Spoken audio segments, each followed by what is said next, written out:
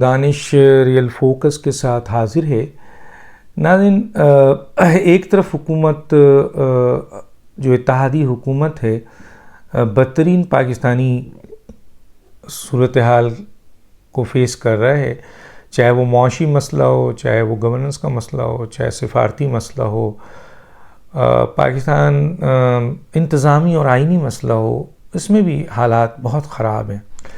اور اس خرابی کی جڑ اب ہم کہیں گے تو لوگ کہیں گے کہ جناب آپ مخالف ہیں، لیکن ہے کون؟ دیکھیں، اب حلف نہیں لیا جا رہا ہے پنجاب کے بہت بڑے، پنجاب اتنا بڑا صوبہ ہے، سب چیز فائنل ہو چکی ہے، گورنر جو ہے وہ حلف نہیں لے رہا ہے۔ تو یہ جو آئینی بحران پیدا کیا جا رہا ہے، انتظامی بحران پیدا کیا جا رہا ہے، کتنے کام رک گئے ہوں گے اس دوران، تو یہ شر کون پھیلا رہا ہے؟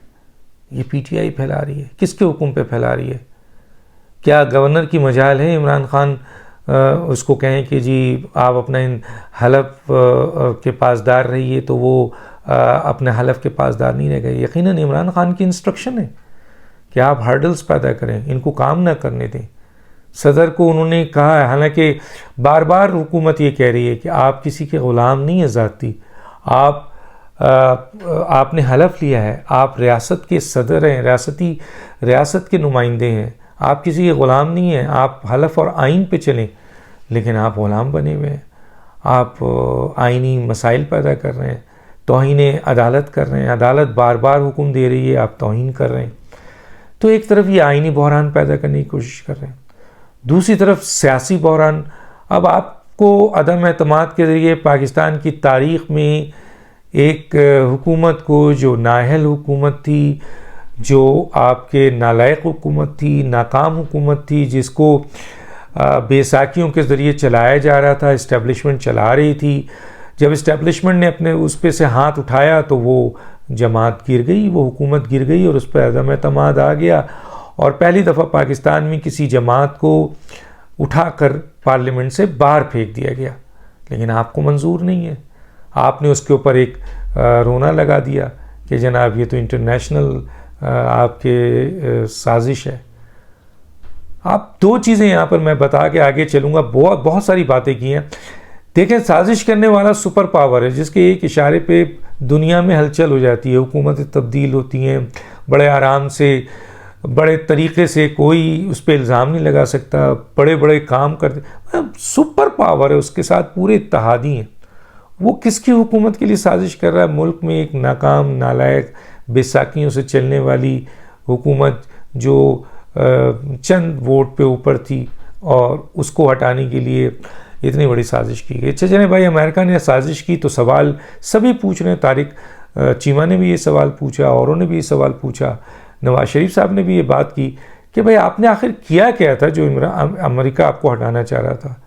مثلا آپ نے ایٹم بم بنا دیا، ایٹم بم پھوڑ دیا، آپ نے سی پیک بنا دیا، آپ نے امریکہ مفاد کے خلاف پاکستان کے مفاد کی حمایت میں کون سا بڑا کام کیا تھا؟ تو چلیں پھر تو ہم سمجھ میں آئے کہ آپ نے تو امریکہ کے کہنے پہ سارے کام کر دیے، کشمیر دے دیا، سی پیک بند کر دیا، اب ان کے نمائندوں کو آپ نے اسٹیٹ بینک پہ بیٹھا دیا، معیشت ان کے ہاتھوں گروی کر دی، سارے کام آپ کر رہے تھے۔ وہ آپ کو ہٹانے کے لیے کیا آپ کو وہ کرتے؟ بلکہ آپ کو تکلیف تھی کہ وہ آپ کو فون نہیں کرتے۔ تو امریکہ کا صدر اگر آپ کو فون نہیں کرتا ہے تو یہ ضروری نہیں کہ امریکہ اور پاکستان کے تعلقات میں اس کا فرق پڑے، کبھی نہیں پڑتا، کیونکہ پاکستان کے یہ ایک ایسی جگہ ہے جس کے آرمی چیف سے براہ راست امریکہ کے تعلقات ہوتے ہیں، نیٹو کے تعلقات ہوتے ہیں، پاکستان میں مفادات پہ کام کیے جا رہے ہوتے ہیں۔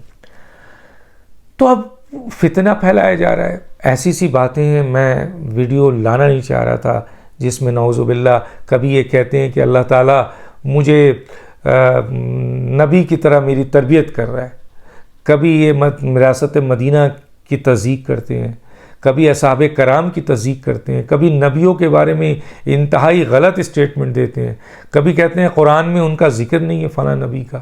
ایک لمبی فہرست ہے، میں کیا بتاؤں۔ آپ ایک نیا شوشہ چھوڑا، ایک نئی، یہ کفر ہے میں سمجھتا ہوں کہ آپ یہ کہہ رہے ہیں کہ اللہ کا پیغام نبی لے کے جا رہا تھا، میرا پیغام بھی تم لوگ لے کے، مگر کیا بات کر رہے ہیں آپ یار۔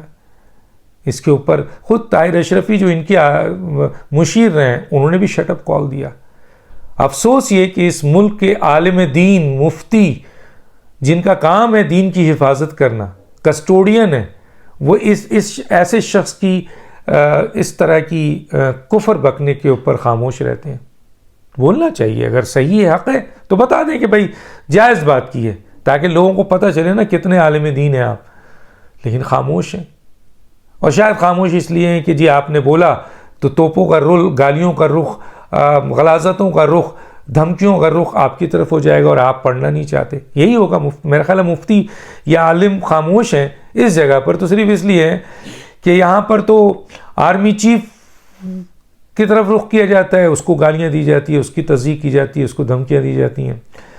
اسی طرح آپ کے جوڈیشری کے سربراہوں کو گالیاں دی جا رہی ہے، دھمکیاں. جو بھی ان کے حق میں نہیں بولے گا، جو بھی ان کے خلاف بولے گا، جو بھی ان کے مفادات کو تحفظ نہیں دے گا اور میرٹ پہ چلے گا، الیکشن کمیشن کو دیکھ لیجیے، چیف الیکشن کمیشن کے خلاف. تو مفتی اور عالم دین شاید اس بنیاد پہ خاموش ہے. میرا اپنا خیال ہے، ضروری نہیں کہ اس لیے کہ یہ توپوں کا رخ اور گندگیوں کا رخ، غلاظتوں کا اور گالیوں کا رخ سارا کا سارا عالم دین کی طرف چلا جائے گا. لیکن کچھ ہیں عالم دین. اب جیسے طاہر اشرفی نے، حالانکہ ان کے مشیر تھے، کھل کر مذمت کی ہے عمران خان کی، بڑی زبردست کی ہے اور صحیح کی ہے. تو دوسرے عالم دین صرف ان گالم گلوچ، ان کے جو بریگیڈ ہیں یا عمران خان کی دھمکیوں سے ڈر گئے ہیں کہ آپ حق اور سچ نہیں بولنا چاہتے ہیں. اتنے عوام کو بتائیں کہ یہ کفر ہے اپنے آپ کو کبھی، اور ان کے لوگوں نے تو نعوذ باللہ کہنا شروع کر دیا یہ ولی ہیں، یہ نبی ہیں. تو اس موقع پہ اس شر کو، اس فتنے کو روکنا پڑے گا. مسلسل دیکھنے میں یہ آ رہا ہے. ایک وزیر ہے جس کی 4 نمبر گیٹ سے جیسی ہی نوکری ختم ہوئی ہے، لات مار کے نکالا گیا ہے. وہ ملک میں افراتفری پھیلانا چاہ رہا ہے، خانہ جنگی پھیلانا چاہ رہا ہے. اس کی سارے سٹیٹمنٹ ملک کے اندر خانہ جنگی ہیں کہ اگر الیکشن کا اعلان نہیں ہوا تو اس ملک میں خانہ جنگی ہو جائے گی اور بہت خون بہے گا. عمران خان کہہ رہے ہیں اور ان کے یہ وزراء کہہ رہے ہیں، فواد چودھری ہیں، شیخ رشید ہیں. تو کیا کب تک ادارے خاموش رہیں گے؟ کب تک حکومت خاموش رہے گی؟ کب تک وہ لوگ خاموش رہیں گے کہ یار درگزر کرو؟ اب وہ نوٹس لینا شروع ہو گئے. شیخ رشید کی ان دھمکیوں کا کہ الیکشن نہیں ہوئے تو ملک میں خانہ جنگی ہوگی اور میں یہ ہو جائے گا اور لاشیں گریں گی، اور دوسری طرف عمران خان کی یہ دھمکیاں اور دین سے منسلک ایسی باتیں جس کے اوپر انسان یہی کہہ سکتا ہے کہ یا تو یہ آدمی دماغی طور پر جو بول رہا ہے وہ سمجھنے کی قاصر ہے، اس کے بہت سارے نام ہیں، بولنا نہیں چاہتا میں، یا پھر یہ آدمی جان بوجھ کر فتنے پھیلا رہا ہے. یہ فتنہ ہے. اور حضور اکرم صلی اللہ علیہ وسلم کے زمانے کے بعد جو فتنہ شروع ہوا اس کے اوپر اللہ کا حکم ہے، اور خلفائے راشدین نے ان فتنوں کو ختم کرنے کے لیے اپنے بڑے صحابہ کو شہید کیا. تو یہ بھی فتنہ ہے. قوم تقسیم ہو رہی ہے، گالم گلوج ہو رہا ہے، تہذیب تمدن ختم ہو چکا ہے. ادارے ہوں، لوگ ہو، میڈیا ہو، انڈیویجولز ہو، عالم ہو، مولوی ہو، آپ کے مولانا ہو، سیاستدان ہو، کوئی بھی شخص ہو جو عمران خان کو سپورٹ نہیں کرے گا اس کی ناجائز بات پہ، اس کی ماں بہنیں کر دی جائے گی، اس کو گالیاں بکا جائے گا، دھمکیاں دیا جائے گا، اس کے خلاف پورا پروپیگنڈا مہم چلایا جائے گا، منظم سازش کی جائے گی، اور یہاں تک کہ پاکستان کے جھنڈے تک جلائے جائیں گے، پاکستان کے پاسپورٹ تک جلائے جائیں گے. تو یہ کام جو ہے وہ کر رہے ہیں عمران خان، اس میں کوئی وہ نہیں ہے. شیخ رشید صاحب کی اس قسم کی جو باتیں ہیں اس کے اوپر کیس میں نے پہلے بھی کہا فائل بن رہی ہے. اب میں نے سنا ہے کسی بھی وقت ان پر کیس داخل کیا جائے گا اور ان کو چھتر لگیں گے، بہت ٹھیک ٹھاک چھتر لگیں گے. رانا ثناء اللہ منسٹر آف انٹیریئر بیٹھے ہوئے ہیں، بہت زوردار چھتر لگیں گے. یہ جائیں گے جب جیل تو ان کو اندازہ ہوگا کہ انہوں نے جو دھمکیاں دی تھیں یہ دھمکیوں کا نتیجہ کیا ہے، اور ان پر یہ آئینی اور قانونی عمل ہوگا.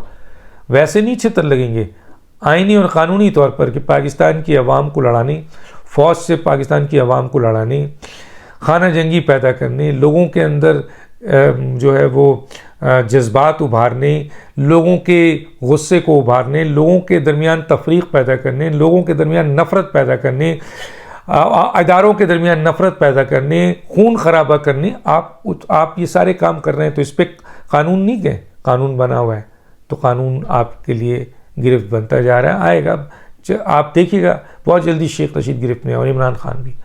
عمران خان صاحب مسلسل دین کا نام لے کر ایک ایسی چیز پیدا کر رہے ہیں جو فتنہ ہے.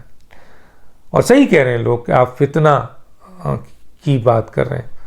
مثلا یہ باتیں کون کرتا ہے یار؟ نعوذ باللہ. آپ اپنے عمل تو دیکھیں، آپ اپنے عمل تو دیکھیں.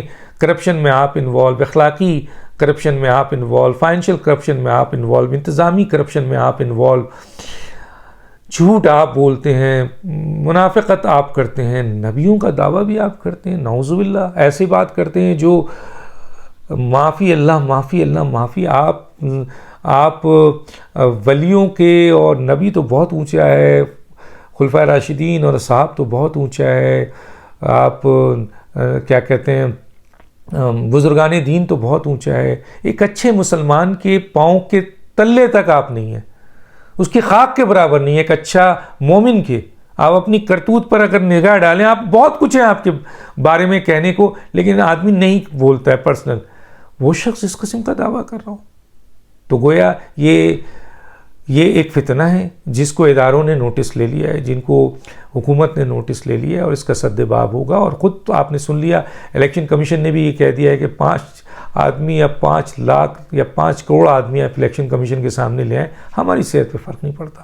عدالتیں پہلے کہہ چکی ہیں، اور ریاستی ادارے فوج کو پڑتا نہیں ہے، اور رہی حکومتی ادارے سیکیورٹی کو، اس کو بھی نہیں ہے. لا کے دیں. لوگ کہہ رہے ہیں لائیں 20 لاکھ نکالیں. عمران خان صاحب آپ لوگوں کو نکالیں، 20 لاکھ لائیں، لے کے آئیں، دھمکی مت دیں، لائیں اسلام آباد.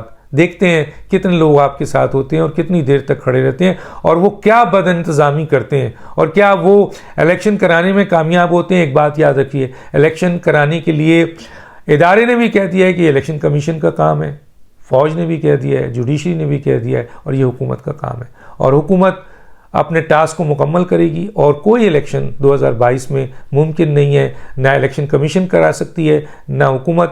یہ 2023 میں جائے گا. آپ اپنا 20 لاکھ کا مجمع لائیں، اور اس قسم کی مغالطات اور اس قسم کے توہین آمیز اسٹیٹمنٹ جس کے اوپر کفر کا فتویٰ لگتا ہے آپ مسلسل کر رہے ہیں. اور مجھے یہ اطلاع ملی ہے کہ اب اس کے اوپر ایکشن شروع ہونے والا ہے.